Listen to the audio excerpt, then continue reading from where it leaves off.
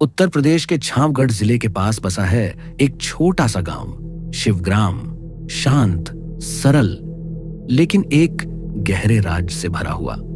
गांव के उत्तर पूर्व कोने में बसी है एक वीरान हवेली, विरक्त भवन। झुके हुए दरवाजे, जालों से ढकी दीवारें और हर कोने में पसरा सन्नाटा, जैसे किसी अनकही चीख की गूंज। कहते हैं साल था 1941। लोग कहते हैं कि हवेली के सामने बहती नील गंगा नदी के प्रेमपथ पुल से चारुलता को धक्का दिया गया था। तब से उसकी परछाई कभी हवेली की खिड़की पर दिखाई देती है तो कभी उस टूटे पुल के सिरे पर। उस रात रणवीर, नीला, विवेक और आशवी चाय के एक पुराने ठेले पर बैठे हुए थे। हवा में ठंडक थी और लालटेन की टिमटिमाती रोशनी डर और सुकून दोनों भर रही थी। तुमने सुना? आज फिर एक लाश मिली प्रेमपथ पुल के पास, रणवीर ने कहा। हाँ, नीला बोली, पुलिस कुछ नहीं करती। सब कहते हैं चारुलता की आत्मा है। इतना अंधविश्वास, विवेक चिढ़कर बोला। तभी वहां पहुंचे गंगाधर काका, झुकी कमर, गहरी आंखें। उन्होंने चारों को देखा और धीमे भारी स्वर में कहा, हंसी उड़ाना आसान है बच्चों, पर उस हवेली की दीवारें अब भी एक अधूरी प्रेम कथा को समेटे हुए। और फिर शुरू हुई वो कहानी। 1941।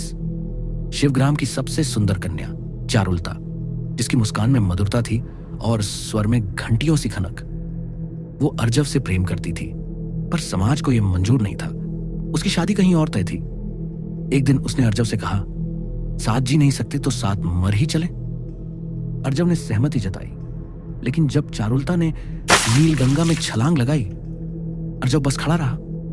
कुछ पल बाद उसने कहा, चलो जान छूटी। और 2 दिन बाद अर्जव की लाश भी उसी नदी में मिली। कहते हैं चारुलता की आत्मा अब भी हवेली में भटकती है, अपने अधूरे प्रेम और धोखे का बदला लेने। कहानी सुनते सुनते आशवी की चाय ठंडी हो गई।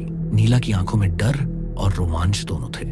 अगर ये मूवी होती तो मैं जरूर थिएटर में पहली कतार में होती, नीला बोली। विवेक हंसा। काका को पुरस्कार मिलना चाहिए।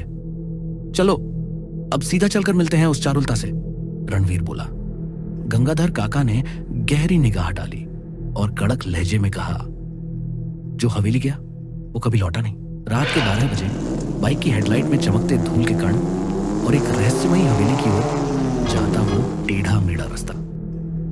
चारों दोस्त बाइक रोककर पैदल चल पड़ते हैं और पीछे रह जाता है सन्नाटा। गंगाधर काका ने दूर से उन्हें जाते देखा और बुदबुदाए, अब इनमें से कौन लौटेगा? ये अब चारुलता तय करेगी। क्या सच में विरक्त भवन में है कोई आत्मा? क्या लौट पाएंगे वे चारों दोस्त? जानते हैं कहानी के अगले भाग में।